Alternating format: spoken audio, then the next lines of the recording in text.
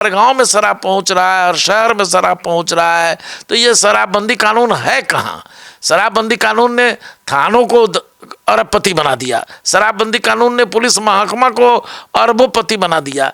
पटना में जितनी खरीदारी जमीन की बड़े बड़े पैमाने पर मोटे मूल्य पर हो रहे हैं, ये सब पुलिस डिपार्टमेंट के लोग ही ज़्यादा खरीद रहे हैं, इन्वेस्टमेंट कर रहे हैं। जिस तरह से नीतीश को निपटाने में भाजपा लगी हुई है, जिस तरह से राजद वजूदहीन होता जा रहा है, तो अब तो विकल्प के रूप में प्रशांत किशोर के अलावा बिहार में कोई विकल्प दूसरा बचा नहीं है। नमस्कार, आप देख रहे हैं सिटी पोस्ट लाइव। मैं हूं सृष्टि राज। जनसुराज जो है बिहार विधानसभा चुनाव 2025 के बाद अब आगे की चुनाव में क्या करने वाला है, किस तरीके से अपने संगठन को मजबूत कर रहा है और क्या कुछ रणनीति बना रहा है, इसके बारे में बातचीत करते हैं। हमारे साथ स्टूडियो में मौजूद हैं जोनल मीडिया प्रभारी जो हैं चंपारण के, हमारे साथ मौजूद हैं जनसुराज पार्टी के जो हैं सो संजय कुमार ठाकुर। सर क्या चल रहा है अभी जनसुराज में? अभी चुनाव के बाद आदरणीय प्रशांत किशोर जी जो हमारे जनसुराज के प्रणेता हैं, नेता हैं, वो सभी जिलों में घूम रहे हैं, संगठन तैयार किया जा रहा है। अभी तक बिहार के 16 जिलों में संगठन को तैयार कर दिया गया है और बाकी जिलों में आदरणीय प्रशांत जी की यात्रा शुरू है, जहां संगठन का निर्माण जारी है। तो अभी तो संगठन को हम लोग पुनर्जीवित कर रहे हैं, पुनर्गठित कर रहे हैं और एक ताकतवर संगठन तैयार कर रहे हैं जिला स्तर पर। और जिला के बाद हमारी योजना है, पार्टी की योजना है कि इसको प्रखंड स्तर पर, प्रखंड से पंचायत स्तर पर, पंचायत से बूथ स्तर पर, वार्ड स्तर पर कमेटी को सशक्त बनाया जाए। जनसुराज के विचारधारा से लवरेज लोगों को जोड़कर उनको सांगठनिक ताकत पैदा की जाए, ताकि हम बिहार में प्रतिपक्ष की भूमिका का कुशलता पूर्वक सड़क पर निर्वहन कर सकें। जी सर, तो अभी आवाज उठा रहा है जनसुराज? एकदम, जनसुराज तो रेगुलर आवाज उठा रहा है। अभी आप देख रहे हैं जो चंपारण में 9 लोगों की एक तरह से कहूँ जो सरकारी हत्या हो गई है। जहरीली शराब पीने से 9 लोग मर गए, 40 घायल हैं, जिसमें 16 से अधिक लोग अंधा हो गए हैं और बाकी लोगों को अलग अलग छुप करके इलाज कराने को मजबूर हैं, इलाज करा रहे हैं। तो ये गवर्नमेंट का फेलियर है। शराबबंदी कानून बनाकर बिहार की सरकार ने पूरे बिहार की जनता को मौत के मुंह में धकेल दिया है। लोग सस्ता दारू खरीदने के चक्कर में जहरीली शराब पी ले रहे हैं, जिससे मौतें हो रही हैं। लगातार ये घटनाक्रम जारी है। इसलिए सरकार की इस गलत नीति का जनसुराज शुरू से विरोध करता रहा है। तो जनसुराज क्या चाह रहा है शराबबंदी को लेकर?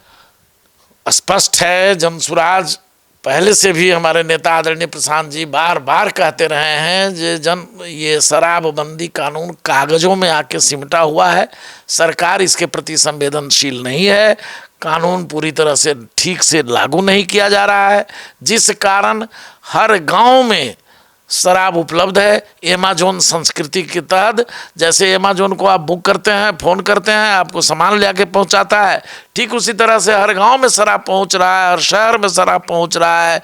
तो ये शराबबंदी कानून है कहाँ?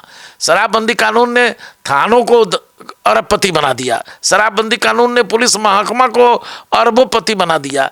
पटना में जितनी खरीदारी जमीन की बड़े पैमाने पर मोटे मूल्य पर हो रहे हैं, ये सब पुलिस डिपार्टमेंट के लोग ही ज़्यादा खरीद रहे हैं, इन्वेस्टमेंट कर रहे हैं। अभी आपने सुना होगा कि इंस्पेक्टर से डीएसपी बने व्यक्ति के घर से करोड़ों की संपत्ति बरामद हुई है। कहाँ से आ रहा है? शराबबंदी से दूसरा घाटा यह है कि बिहार के नौजवान, बिहार के लोग सूखा नशा के आदी होते जा रहे हैं। बड़े पैमाने पर गांजा, अफीम, चरस, भांग ये उपलब्ध हो रहा है हर जगह। तो तीसरी सबसे बड़ी क्षति यह है कि 20,000 करोड़ का सालाना नुकसान बिहार सरकार को हो रहा है। इस गरीब राज्य का धन इतना नुकसान हो तो इसी वजह से बेरोजगारी है, शिक्षा में कोई सुधार नहीं है, पलायन निरंतर जारी है। तो ये सरकार की शराबबंदी नीति एकदम फेलियर है। इसको अविलंब समाप्त कर दिया जाना चाहिए और आम जनता के लिए एक क्राइटेरिया बना करके, एक शर्त बना करके इसको खोल देना चाहिए। और सूखे नशे को लेकर क्या राय है? सूखा नशा इसी शराबबंदी के चलते, जब ओरिजिनल शराब नहीं मिल रहा है, डुप्लीकेट शराब बाजार में उपलब्ध है, तो बहुतेरे लोग सूखा नशा पीना शुरू कर दिया है नशा की पूर्ति के लिए। तो ये तो दूसरा पंजाब बिहार बनता जा रहा है। लॉ एंड ऑर्डर नाम की कोई चीज़ नहीं है। अपराध भी बढ़ रहा है, महिलाओं के साथ बलात्कार की घटनाएं बढ़ रही हैं, लड़कियों के साथ, पढ़ने वाले बच्चियों के साथ। आपने देखा जहानाबाद की बच्ची का, अभी नालंदा की बच्ची का आपने देखा ही है, नालंदा में जो घटना घटी है वो देखा ही है। तो ये सरकार मानवीय सुरक्षा को भी सुनिश्चित करने में विफल है। इसलिए हमारा जनसुराज इसके इस आचरण का सदैव विरोध करता है, करता रहेगा। सर, तो अब राजनीति में बात करें तो जनसुराज जो है आने वाले चुनाव में किस तरीके से और क्या नया माइंडसेट लेकर अब जनता के बीच जाना चाह रहा है? अभी जो चुनाव आना है वो पंचायत चुनाव आना है जी। तो पंचायत चुनाव में जनसुराज अपनी भागीदारी सुनिश्चित करेगा। हम आधिकारिक रूप से, चूंकि पॉलिटिकल रूप से किसी भी पंचायत के चुनाव में पॉलिटिकल कैंडिडेट नहीं देना होता है, राजनीतिक तौर पर चुनाव नहीं होता है, लेकिन हमारे जो कैडर हैं लड़ेंगे चुनाव, हम उनका नैतिक समर्थन करेंगे, उनको हर तरह से हमारे वहाँ के स्थानीय कार्यकर्ता उनके साथ खड़ा होकर उनकी मदद करेंगे। तो त्रिस्तरीय पंचायती राज व्यवस्था में भी हम भागीदार बनेंगे। और उसके बाद जो भी चुनाव आएगा, चाहे वो संसदीय चुनाव हो चाहे बाकी का चुनाव हो, हम सब चुनाव में अपनी भागीदारी निश्चित करेंगे। सर, तो अभी एक जो है ठाकुर जी, हमारे तरफ से एक सवाल है कि आखिर ऐसा क्या हुआ कि आपको ये मुख्य प्रवक्ता से और सह मीडिया प्रभारी से सीधे चंपारण में निपटा दिया गया? नहीं, निपटाने की बात नहीं है। मैं स्वस्थ रहता हूँ। मेरा एक्सीडेंट हुआ था पिछले साल, मालूम है आपको भी और आपके सभी बिहार के पत्रकार साथियों को। सड़क दुर्घटना में मेरा दायां पाँव बुरी तरह जख्मी हो गया था, जिस वजह से मैं बहुत ज़्यादा दौड़ फिर करने में असमर्थ था। तो प्रशांत किशोर जी का मैं सिपाही हूँ, जनसुराज का एक अदना सा कार्यकर्ता हूँ। जहाँ मेरी ज़रूरत होगी पार्टी की, वहाँ मेरा इस्तेमाल होगा और मैं उसके लिए तैयार रहता हूँ। इसलिए पार्टी ने उचित समझा कि अभी ज़रूरत है ग्रामीण इलाकों में जिला के स्तर पर संगठन को ताकतवर बनाने का, तो उस काम में मैं लगा हुआ हूँ। इसलिए मेरी जवाबदेही वहाँ दी गई है। ये कोई मेरा न डिमोशन है और न इस तरह की कोई बात है जी। तो मतलब अब तो आप ठीक हो गए हैं? हाँ, ठीक है। अब चल रहे हैं, फिर रहे हैं, घूम रहे हैं, अब कोई दिक्कत नहीं है, शरीर हमारा स्वस्थ है। तो अब मतलब सटीक भूमिका निभा सकते हैं अब फिर से? निभा रहे हैं। चूँकि हमारी समझ यह है कि मजबूत साथियों को पटना से नीचे भेजना चाहिए, जिलों में भेजना चाहिए, जहां वो सही तरीके से संगठन में सही लोगों की पहचान करके बेहतर काम कर सके। तो ये मैंने इस विषय पर सुझाव भी दिया था आदरणीय प्रशांत जी को कि जितने पटना में बैठे हुए नेता हैं, मजबूत लोग हैं, उनको अब उनके जिलों में भेजा जाए ताकि वो जिला में ज़्यादा कारगर हो सकते हैं बनिस्बत पटना में बैठने से। तो इसी कड़ी में समझा जा सकता है। मैं भी अपने ज़िला में, अपने चंपारण परिक्षेत्र में, पूर्वी चंपारण, पश्चिमी चंपारण, बगहा, 3 जिलों का मैं प्रभारी हूँ मीडिया का। तो मैं इन तीनों जिलों में संगठन को ज़मीन तक पहुंचाने में अपनी भूमिका का निर्वहन कर रहा हूं, करता रहूंगा। और कहा तो पहले ही कि मैं एक सिपाही हूं प्रशांत किशोर जी का, जनसुराज का, और सिपाही को तो कमांडर इन चीफ का जो मिलता है उस कमान को एग्जीक्यूट करना काम है जी। तो अब जमीनी पकड़ सही से चल रही है? हाँ, जमीन पर तो काम हम लोग कर ही रहे हैं। जमीन पर ही मजबूत होंगे तब तो, जब तक किसी भी बिल्डिंग की नींव की ईंट मजबूत नहीं होगी तो उसका कंगूरा चमकेगा नहीं। तो जमीन पर हम लोग काम करके जनसुराज को जीवित करना है, उसको ताकतवर बनाना है, ताकि उसी ताकत पर प्रदेश की सरकार बदली जाए, बिहार की व्यवस्था बदली जाए, बेरोजगारों को रोजगार देने का जो हमारा वादा है वो हम पूरा करें, बेहतर और उच्च स्तरीय शैक्षणिक व्यवस्था देने की का कमिटमेंट हमारे पार्टी का है। हम वो काम, जब सरकार बनेगी तो हम वो काम कर पाएंगे। लोगों का पलायन रोकना हमारी बड़ी प्राथमिकता है। तो जो बिहार के लोग पलायन करके आज देश के दूसरे हिस्सों में रोजी रोटी की तलाश करने जाते हैं, अपमानित होते हैं, मारे जाते हैं, बेइज्जत होते हैं, तो इस स्थिति से बिहारियों को बचाने के लिए ही आदरणीय प्रशांत किशोर जी का प्रादुर्भाव इस धराधाम पर हुआ है। और बिहार में तो आप देख रही हैं जिस तरह से नीतीश को निपटाने में भाजपा लगी हुई है, जिस तरह से राजद वजूदहीन होता जा रहा है, तो अब तो विकल्प के रूप में प्रशांत किशोर के अलावा बिहार में कोई विकल्प दूसरा बचा नहीं है। हमारी लड़ाई भारतीय जनता पार्टी से है, वैचारिक लड़ाई है।